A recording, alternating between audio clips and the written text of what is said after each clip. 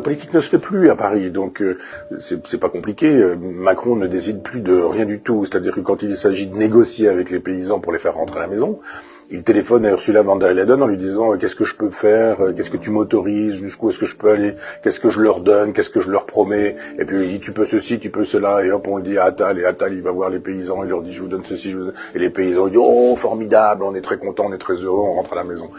Bon voilà, moi j'ai cru un temps que le bon sens paysan permettrait d'aborder vraiment la question de l'Europe en disant effectivement toute notre misère vient de là.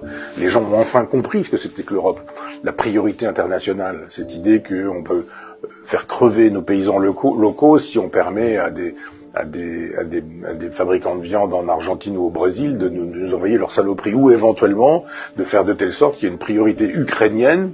L'Ukraine ne fait pas partie de la communauté européenne, mais qu'il y a une priorité ukrainienne avec la possibilité pour eux de nous vendre des poulets qui sont congelés depuis 2 ans et qui sont fabriqués dans des batteries terribles. Alors là, il n'y a pas un écologiste pour estimer qu'il faut faire une barrière en disant mais c'est pas possible, ces poulets sont toxiques, ils vont nous filer des cancers, ils sont congelés depuis 2 ans, ils sont fabriqués dans des conditions terribles, c'est pas possible, c'est pas acceptable. Ah non, formidable, l'Ukraine il faut l'accepter parce qu'il faut les aider contre le méchant russe.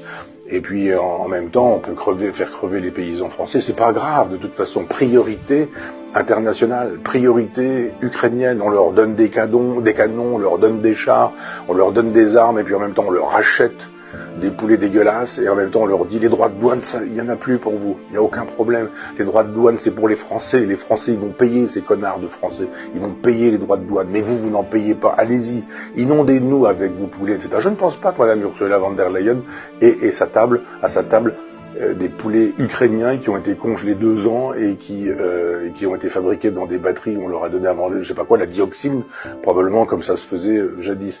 Non, c'est les pauvres qui, eux, ont droit à ce genre de choses. L'Europe dit intoxiquer les pauvres, si ça permet à Zelensky de se mettre de l'argent de côté. Je rappelle quand même que cette guerre permet à tous les oligarques russes et ukrainiens compris de continuer à se mettre de l'argent de côté, et tout ça avec l'argent du contribuable français. Mais non, là, les paysans sont à l'heure du retour, ils ont pris le tracteur, ils rentrent à la maison, ils vont pouvoir continuer à payer pour Zelensky, à enrichir les oligarques, et eux à s'appauvrir, ils vont pouvoir continuer à se pendre.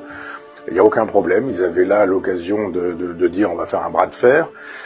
Il n'y a pas eu de bras de fer. Il y a juste eu la FNSEA qui a dit bon allez, coup de sifflet, on rentre à la maison, les paysans vont monter dans la bétaillère et on rentre à la ferme. Terrible, terrible.